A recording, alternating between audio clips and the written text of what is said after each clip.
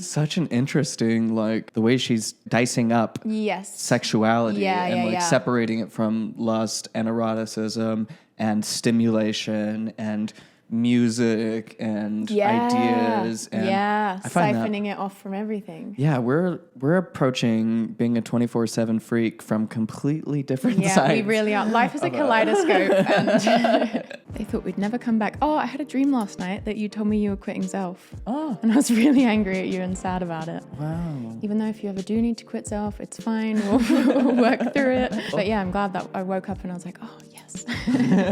It's not real. It's filming day today. See, I had a dream we were live streaming and suddenly I was naked in front of the whole audience and I forgot to do the assignment and prepare, so I had to run. And that's something we could make happen. Yeah, sign up for my OnlyFans. Sign up for our Patreon. Sort of like OnlyFans, but we bare our naked souls to you. Unfiltered, unhinged selves. How are you? How's the move? You live in a new place now? Living in a new place now. It's feeling good. It's like a lot going on. Yeah. So just adjusting and enjoying a new spirit. And walking a lot. Rollerblading a lot. Because you are still carless. Yeah. We've been talking about that on our Patreon, Tanner's journey without having a car in the big city. Salt Lake's a pretty walkable city. It's not that big of a city. But the way you've been doing these crazy rollerblades in 100-degree weather does kind of blow me away. Yeah. But also you seem like someone that doesn't really sweat. Yeah, I can work up a sweat. I need to get some new blades. How are you doing? Yeah, good. Honestly, just been enjoying the summer as much as is possible. And it's been good. It's winding down. I know. And we have our Iceland trip in like 3 weeks. We're doing our pilgrimage to the birthplace of Bjork. It's happening. It's all coming together. Venksy, how have you been? Venksy actually has been coughing a lot lately, so I think I need to take him to the vet. We'll just see what happens there. I hope he doesn't have kitty COVID.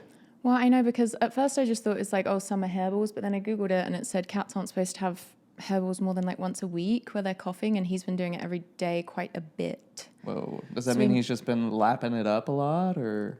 What do you mean lapping Why it up? Why is he getting so many hairballs? Well, it's not like an actual... I'm not seeing a hairball, but that's what I assumed the cough was. Because normally he just has a little hairball and then swallows it. Okay. I don't understand cats, really. But yeah, he might have a respiratory infection. We'll see. Oh, look at him posing so nobly for y'all. We should make him wear a little necklace that says donate. Donate to my vet fund. It is color. like every time you take a cat to the vet, they're like, they need 3 tooth extractions. That's going to be $1,500. And so I just avoid the vet, generally speaking. Yeah. Today we're going to be checking back in with Paul and Morgan. How do you feel about that? Wow, I can't wait. We just continue to use Paul and Morgan as sort of cultural touch points to discuss things that we see in Mormonism in a lot of these puritanical religions. Evangelicalism is on the rise, or is it on the decline? Population-wise, I don't know. Power-wise, oh boy. Oh, they're slaying, yeah. They're seizing the day. Mm-hmm. Yep, they've been doing that for a while. Yeah, so should I just dive right in? Are we ready? Are we good? Yeah, let's do it. So Morgan made an Instagram post that I found interesting, where she said, a few weeks ago, I reached out to a woman I respect greatly. I told her that the season of life my family is in right now is so busy. We are just doing a lot. I told her Paul and I were really struggling to feel connected. It's like, if the pickleball is not bringing you closer together, what's it all for? That's just sort of how I feel about that. It's for God to challenge you to see who you love more. Is it God through pickleball, or your nagging wife who never wants to have sex? I thought the thing that makes couples most attracted to each other is when they see the other sort of like slay in a performance way. Yeah. So I don't know what that says about Paul's serve. Maybe he's not serving.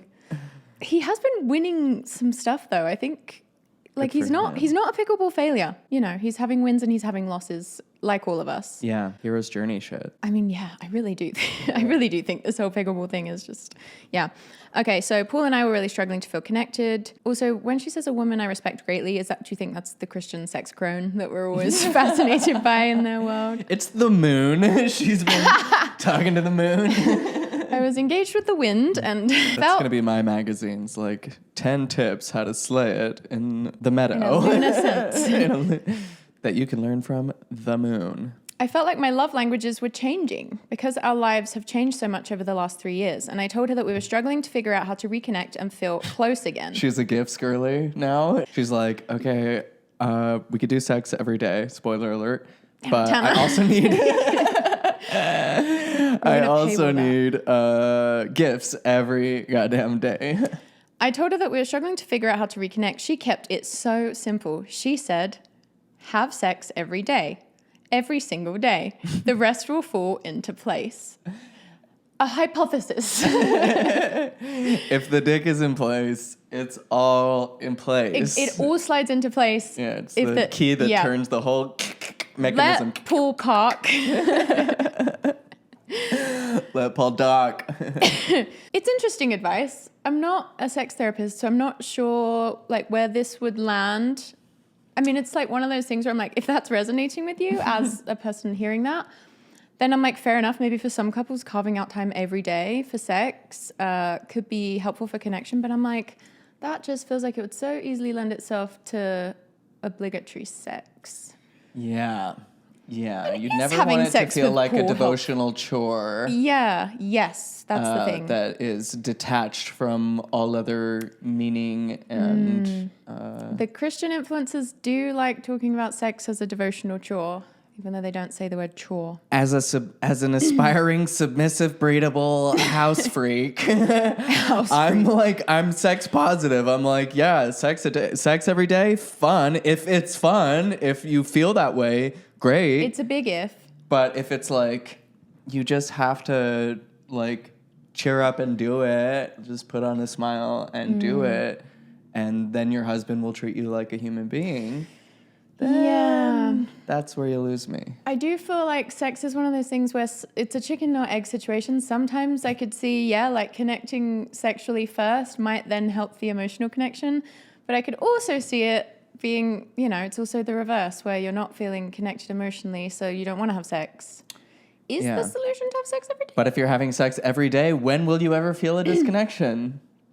There's no time. You're too busy getting your freak on. Something I've been thinking about a lot lately, and this will be different for everyone, but I'm like, I feel like it is erotic to be able to hold space for desire and to not always rush to consume it. And I wonder if having sex every day kind of as your like default is maybe not allowing for desire to build.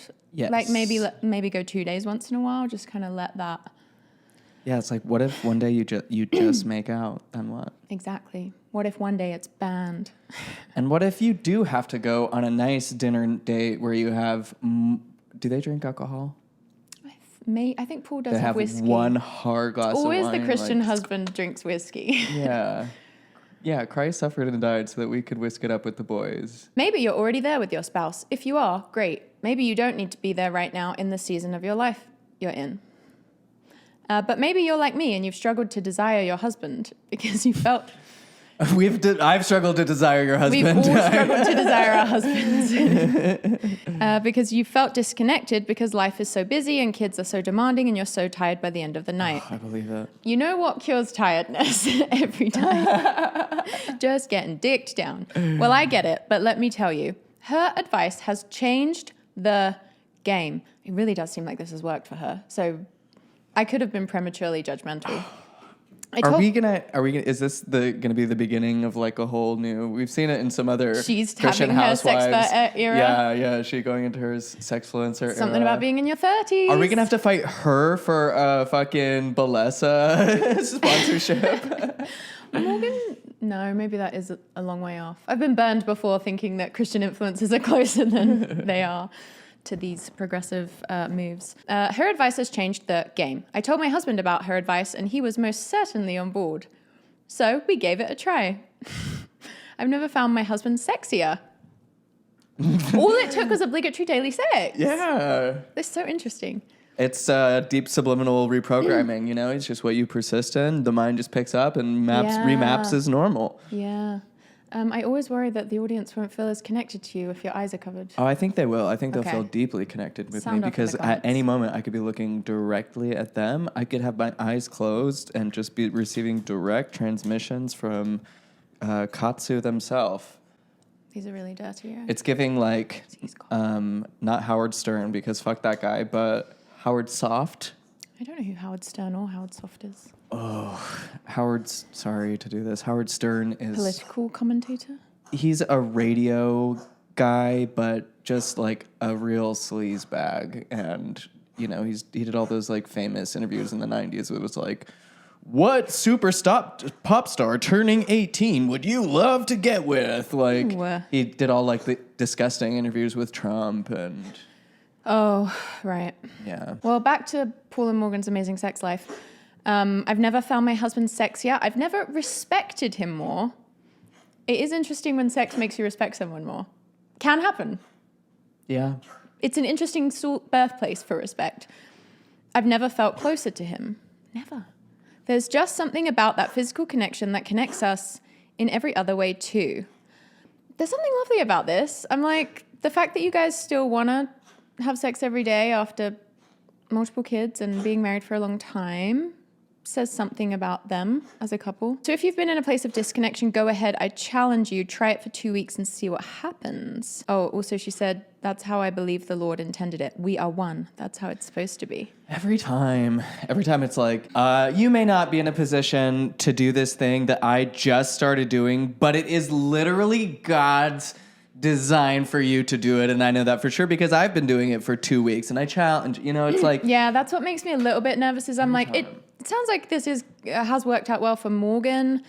And, she's not being like overly prescriptive here, but it's just like such a common sentiment in purity culture that women should have sex with their husbands even if they don't feel like it because that's what God wants. And I just don't know about that. This is making me ride a very, very fine line of like being like on the freak side is like, yeah, sex every day. Yeah. And then, but like looking at through like a Christian patriarchal lens where I'm like, that's sex the thing, every day? Not if you don't want to, girl. It's like woman to woman advice, which is like, it's because she says, I am sharing because I know a lot of you mamas out there following me are in similar life seasons as I am. And it's not easy to be in this season of life when you... Have they ever tried having no sex at all? Like going 2 weeks with no sex?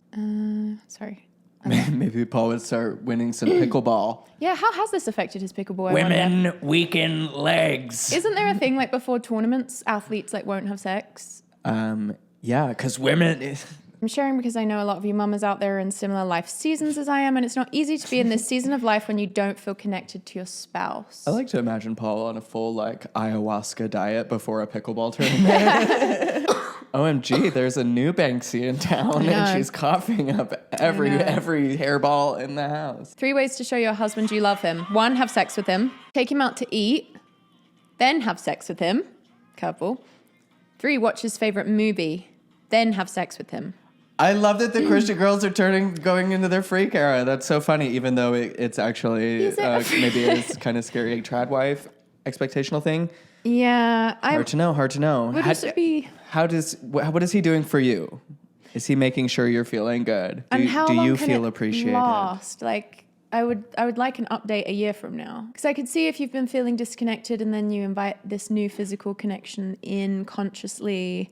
Yeah. That being good. But it's like, I guess like my main issue is just the way that advice like this is often used to sort of minimize Christian or patriarchal husbands' like very real defects as spouses, as partners.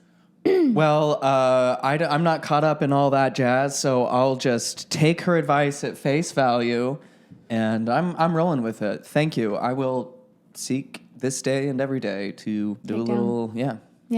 A little foinkin'. Something we can all agree on, I guess. She's like, not you, not in that way. I wasn't talking to you. You have to have a certificate from the state. I also have a story post that she made where she said, listen, I don't intend on making my Instagram the sex conversation page.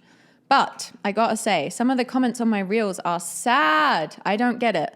To the women who are offended by other women encouraging you to possibly have more sex with your husband, what? If you're offended by that, I think there's some much deeper issues going on. You need to go to the Lord and ask him to reveal what's going on because that's not healthy. That is my favorite, absolute top tier, 100% A++++ rebuttal to any criticism or comment about me is just like, that's not obviously you didn't understand because your heart's not in the right place. You need to get down on your little knees, say a little prayer, and get right with God because something ain't working. Obviously, what I'm putting down is working. So yeah, like in her initial post, we were like, okay, she's not being like, she's saying this isn't for everyone.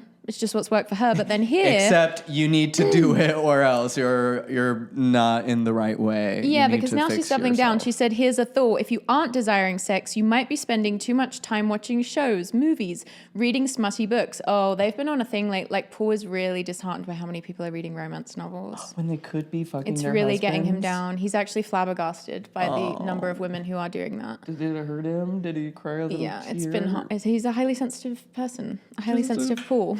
HSP. He has HSPD. HSPD? Also, she said listening to over-sexualized music. I love the idea that listening to sexy music would be turning your desire off. I'm like, I feel like that's pretty erotically enhancing. Yeah. I don't think people don't want sex with their husband because they're listening to sexy music. Sexy music would get you in the mood. Yeah, no, literally. It's like, that's why I'm wearing the fishnets. That's why I've got the Bjork playing. Because you are looking out for Christian marriages. Because I'm cultivating my eroticism. It's not a fire that, just randomly takes out a whole town because of their bad logging practices. Okay, I am a gently yielding cauldron of gently burning cauldron of eroticism that is stoked all day long by the gentle tendrils of microplastics and the stimulating beats of the Queen of Iceland. Okay, and that's why I'm ready to take your advice at any day, any moment of the day. So if you aren't desiring sex, you might be spending too much time watching shows, movies, reading smutty books, listening to over-sexualized music. You're giving your heart, eyes, mind, and spirit to something that is not godly. Just shows, generally speaking, shows. Just shows across the board. If you're just not fully in the Bible, you are not going to be revved up. You're not going to be submissive and breedable enough. You're not going to be whopped and ready to go. War and peace. War and peace, yeah. Not holy, not good. You're wasting your time on this. Waste. It's a difficult usage of the yours in this one for me. When you could be creating much more beautiful things in the bedroom with your husband. Yes, I'm talking to married women only. Damn it. I do watch a lot of shows. Sorry, you're not married. Should we close our ears for the rest of this? It's just for you married girlies. God made sex and it's good. I'm so happy for you, Morgan. It's better than anything you will ever read or watch. It's sweeter, prettier. Oh, Paula's pretty. He's baby. Oh, he's so princess. More intimate, more bonding, more intentional, more passionate, more than any crap you allow yourself to watch or read or listen to. Jesus. Why does it all gotta be so crap? Like, it's all also very beautiful and can be tied in with eroticism too. For me personally, I know this to be true. When I started protecting my heart and mind from things of this world, the desire for my husband went up. When I stopped comparing my relationship to fake ones from shows or movies or books, my eyes were open to something much more real and sweeter. When I cut myself off from all outside communication and sources of reality, my husband started looking pretty good on that lone island of content. When he was the only face I could see, yeah, he's pretty bangable. Is there maybe privilege baked into her advice in the fact that she doesn't have a mid-looking Christian husband? She has quite a good-looking one. I know people hate when we talk. Every time we talk about Paul and Morgan being attractive, everyone's like, they're just average. And I'm like... They're conventionally attractive. They're not hot in the sense that I would consider hot. They're not wearing fishnets. They don't have like... And they don't like shows, so... They don't emanate their own zhuzh. Right, yeah. But they are one. But they are giving trad wife overcompensating online. We live in a generation where lust has gone rampant and it leads to broken relationships, tragic heartbreaks, and false realities that eventually come crashing down. It's like we get like this potentially slightly sex positive message, not necessarily, but... And then it's just immediately like, and you will suck. Such an interesting... And lust is ruining society. Such an interesting, like, dichotomy or, like,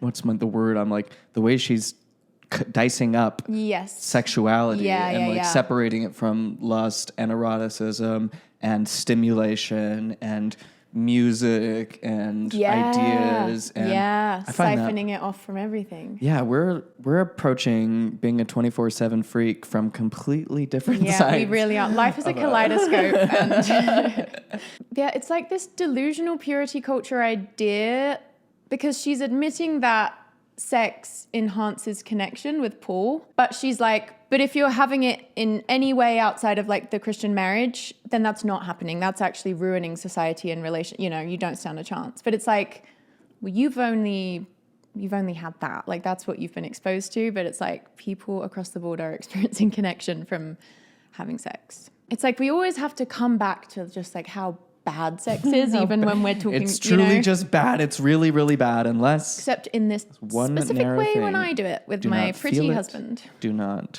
stoke it. Do not entertain it. False realities that eventually come crashing down. Don't be a part of that, Christian ladies. Choose better for yourself, your marriage, your children. Yeah. Stark warning. There's more to life than labubus, darling. And then, unfortunately, just to sort of springboard off of the hatred of media, Paul posted... I love when content creators of any kind complain about media. It always, myself included, is just so funny. It's like, yeah, don't you see?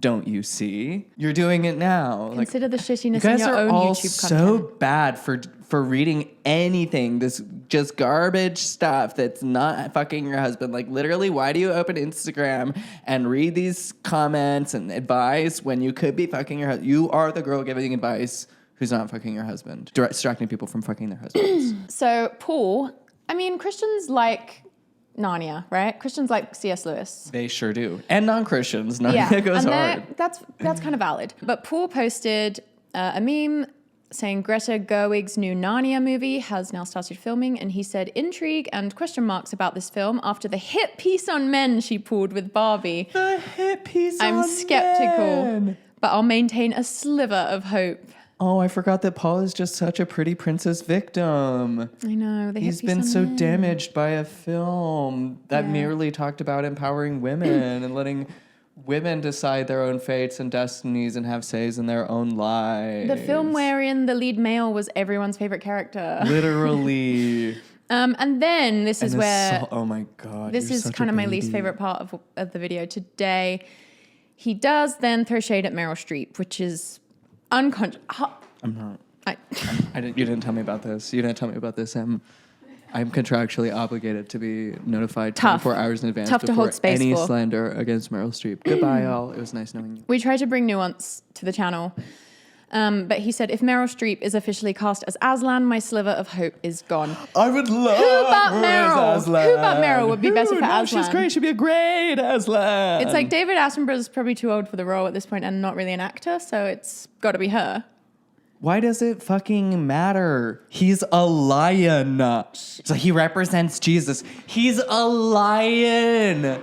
Like, does it matter who's in the furry suit? Well, even though a lot of these types of men do seem to be fine with sort of like hunting lions for sport for no fucking reason, they also really have, they really take on, they really co-opt lions as like their thing, you know, like the alpha world. They're always talking about lions. Yeah, they try, because that's one of the Jesus. But they hate cats. That's one of the Jesus things. Yeah, right? Fucked up. Jesus is like a big, friendly house cat. And you can't love lions and like as above, so below. Absolutely. I'm going to be there given the like judgment day. I'm going to look over at the Lion of Judah, Aslan himself judging me, and I'm going to give him slow blinks so he knows that I'm good. And that's how I get into heaven, folks. That's how you get past the Sphinx. You just like, y'all just learned some new tokens and symbols to get you into heaven. Remember that when your heart is being judged by Anubis or whatever. Anubis? I don't know. I forget who does the feather in the heart thing. So, someone commented on Morgan's, you know, her whole new like sex strategy and said, I disagree too. I love sex, but you should figure out how to communicate on other levels too. Pretty reasonable feedback, right? Saying like, yeah, there's a place for sex, but if this is your main way you're solving a disconnection crisis, that maybe isn't sustainable. That is literally an attack on all men collectively and Paul specifically. Think before you bully others online. What would Melania Trump do? WWJDTF, okay? Who would Jesus down to fuck? To her credit, Morgan says, why do people think I'm telling others to literally only have sex with their spouse and never talk again or communicate in any other way? I'm dead. Having sex more frequently in your marriage opens so many other doors of communication. I'd like to hear more about that. I want to hear more. Which doors? Like, what does that mean? It's like, is Paul listening to your feelings more? Are you both just fonder of each other, so that makes it easy? Like, we need deets. More notes, more sticky notes on the mirror, more what? Which communications were heretofore shut and now to open? I want to know. That's what I'm saying here, people. Having trouble talking to your spouse? Have sex. Having trouble feeling connected? Have sex. It's not the cure-all. Have sex. No, but it is a beautiful tool that the Lord has blessed us with to use freely and often in our marriage to unite us as one. It's so funny that they think you have to be part of their magic and state ritual in order to reap the benefits of sex. But like, I'm like, go off Queen Jen really about the regenerative powers of sex and eroticism. It's so healing and wholesome and wonderful. I struggle imagining with what we know from just like 12 years hearing people's experiences in purity culture and patriarchy. Like I do a lot of coaching with ex-Mormon women, so I get to hear a lot about like how marriage dynamics will often go in these systems. And I just think, like, I genuinely do think it's nice if it's working for Morgan, but like if you're feeling disconnected with your patriarchal husband, I don't know, I just feel like it's like putting such a burden on you to be like, the solution is you having sex with him every day. Yeah. It's like, how about like you deserve to, because for a lot of women, they're maybe not going to feel safe going into sex because the emotional connection isn't there. It's not really fair to say that women should be willing to sort of engage in sex before they feel connected as the solution. I just think it's just like one of those, it's like a lot of that Christian sex advice where it just so, like everyone doesn't have, I know how this sounds to a lot of you, but everyone doesn't even have a marriage as good as Paul and Morgan's. And for some people, and Paul, I don't know, there's a lot of opinions, people. How about Paul? Who really knows what behind the scenes is like? But like, there's definitely like abusive men out there that I'm like, I don't think a woman's going to get the emotional connection she wants just from having sex with him. Yeah, if not abusive, certainly manipulative. Yeah. And this could be a strategy, very like typical patriarchal male strategy of, and not all, manipulation isn't always so conscious as like, my evil scheme that I get people to do the things that I want. Yeah. It's just being a huge baby and being unwilling to have a conversation or to communicate through those other doors of communication until you're like satisfied in this one particular way. Yeah. Constantly. That's the thing, because it's like, is it like you have to give your husband sex before he's kind of willing to come to the table in those other ways? I think that is a bit of a fucked up order. And it's interesting because it's like the whole thing about Christians waiting till marriage is that you're supposed to like build your connection without sex being a part of it. So it's like, if you've got to marriage and I know she's saying it's because they're busy, and that is valid. Like people do get busy and get disconnected, but. Yeah, even without children, goodness. I don't know how they have the energy ever. Yeah, well, you get the energy by having sex every day. Oh, that's right. So we have been reading Paul's kids' book on our Patreon and having a really good time. Episode 1 is on this channel, but then 2 and 3 are up on Patreon. People want us to keep reading it, so I think we will. But I just wanted to show you this video. My heart breaks. I'm like, did Paul sign off on this content? He must have. He must have. Yeah, my heart is breaking. Otherwise, that would be too funny. I think they've got it together enough to pull a funny little video off like that. She wouldn't roast him that would be like a diabolical roast of your husband. The kid walking past and being like, no. Well, we're reading it. Yeah. And we are liking it. Yeah. We passed by because we didn't want to assault your husband with just merely having to look at his. We didn't want to victimize him with just our mere presence. Yeah. So we had to, go through the traditional methods of ordering it online. From a billionaire. The way full oligarchy would want it. Thank you, business. Thank you, business. I find that the best way to survive happily through capitalism is to stimulate the economy just a little every day. Mm-hmm. And I find that in return, the economy stimulates you. What else is there to talk about? How's your sex life? Really good. Someone commented on Morgan's Instagram and said, bread looks yummy, so does husband. She's not wrong. Oh, Morgan's cute. God bless her. Yeah, it's tough because even if I had like one single partner, like a husband, I would love it for a while, but then probably I would eventually be like, time to be it. Maybe not now. Maybe something else. Maybe someone else. I mean, that's why I'm polyamorous. Yeah. So it was like, I couldn't do that. I saw that arrangement. I was like, no, I can't do that. That is crazy that that's the best marriage advice she's ever gotten a month ago. That is, you should like, read Inner Bonding. Throw out everything you've read in the Bible. You know, we talk about how the Bible was essentially given to us to hand us the blueprint for life and relationshiping, for love and happiness, and for living in a God-sanctioned way. I'm going to get rid of everything that book ever said. Just forget that. The best marriage advice is have sex every day. I'm glad that it wasn't like, seek ye diligently to be wary and pray often and service thine fellow beings. She was like, service thy fellow... Okay, yeah. I don't have issue with... It's never the Bible. She said, this is your sign to kiss your husband in front of your babies a lot. Are we their babies? Are we? Yeah, I guess we are. That's fine, yeah. Like, I think parents being affectionate with each other is good and healthy. But then it's so Christian that the caption says, love on your spouse in front of your kids. Set reminders on your phone if your mind is too busy worried about other things in life.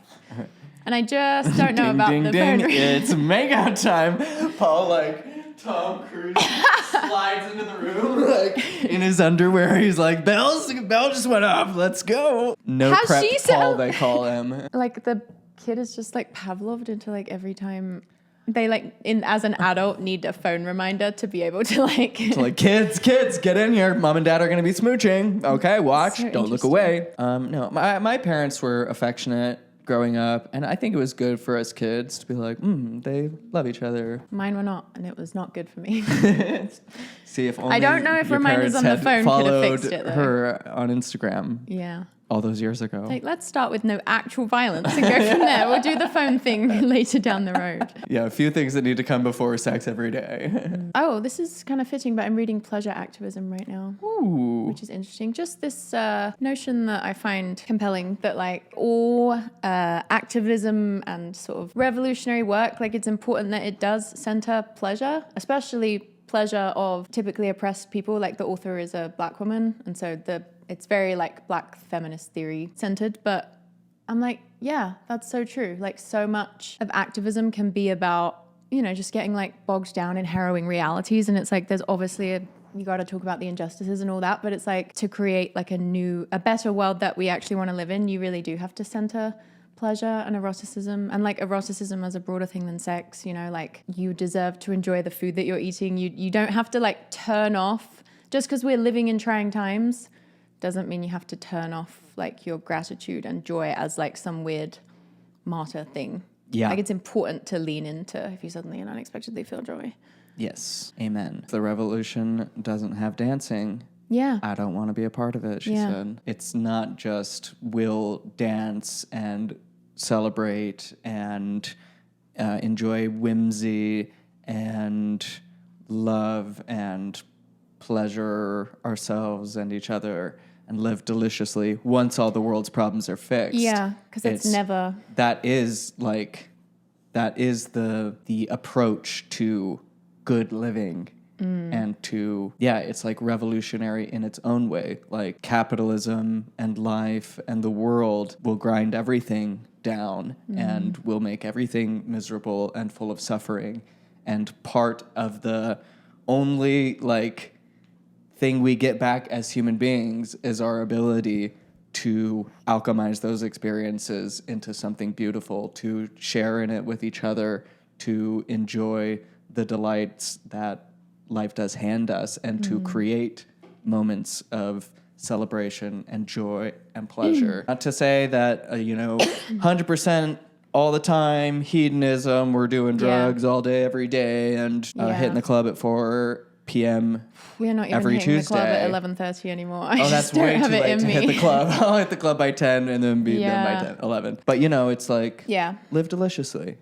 Yeah, and I do think like part of living erotically or living sort of a pleasure-centered life is recognizing that like unmitigated pleasure then becomes less pleasurable. So that's actually like moderation is part of pursuing pleasure, if that makes sense. Like the thing I was saying about, allowing yourself to sit in the space of desire for longer sometimes. And obviously this is all like so context dependent, but there's also a good quote in Pleasure Activism. I think Audre Lorde said it, but the quote was like, even moderation should be in moderation. I was like, that's actually a really good way of saying something I never quite feel like I'm allowed to say, because sometimes even in you know, like secular spaces, there's just such a emphasis on, what's the word, like optimizing all the time, and just like, what does the data say? You know, just always trying to live this very like structured, predictable, like data informed chaos. It's like not willing to accept the value that chaos can actually play in our lives. It's and like, that does play. Like it's not, chaos isn't always bad. Speaking about all this, so this is just kind of an open-ended question, but just something I think about is like, I really agree with all the stuff I just said about pleasure activism. Like so far, I'm not finished with the book, but so far the concept really resonates. But I also, it's, you know that Onion meme that's like, joy, white woman's only act of resistance? Like I do struggle with kind of holding, because I'm like, I see that in myself, and I've been kind of wrestling with that a bit on my Substack lately, but it's like philosophically, I really do believe in like trying to lean into your most joyful life.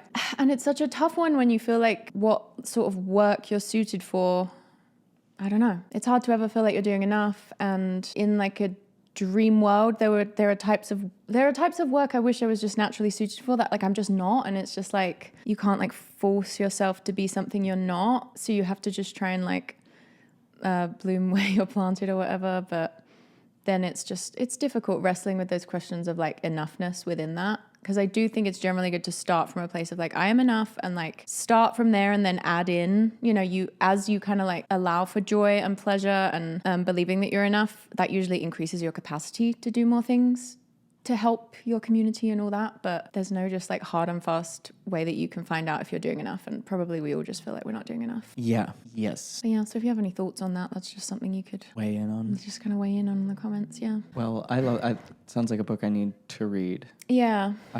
As Bjork said, she said that she'll be raving till she's 80. There's like our culture has put things like dance and stuff as sort of like a frivolous pursuit of the young, way of like young people getting out their wiggles, or you know, it's just this like particular kind of scene versus like dancing is a ancient practice, an act of human beings that's as much of our part of our nature, if not more so, than the like little day-to-day tasks that we get up to, you know, and that's sort of our like birthright as humans, and part of like what it means to be human is to move and to enjoy movement, to hear music, to sing, to like metabolize emotion in that way through music and through art and all those things. And so dance is proven to be more effective than antidepressants.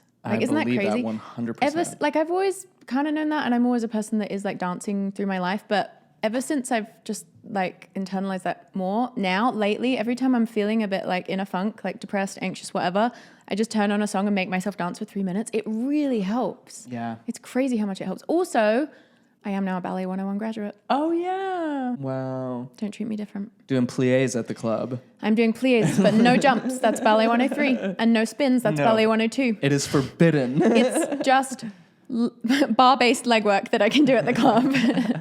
And now that Ballet 101's done, I'm like, fuck ballet. I'm doing a hip-hop class now. Cool. Oh, I would love to I've done like the show up for the 1 days hip-hop classes.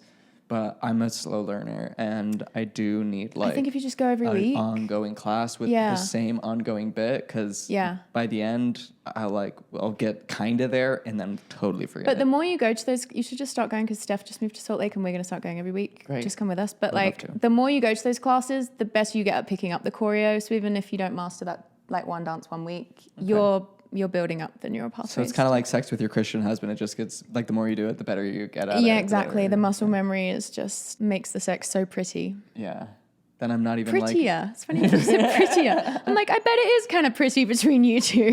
That's my complaint about a lot of pornography, is that it's not beautiful enough. Not that we have it in Utah. So. Yeah, not that I can watch it. Well, if you want to come read some Christian fantasy with us on Patreon, that's something you can do. And that will also help Banksy pay for his vet bills. Thank you so much for watching. Love you so much. Yeah, tell us your best sex advice in the comments, using words that will be generally kind of friendly to the algorithm. I'm hoping this doesn't get demonetized. Bye. The end of this. Bye. Love you.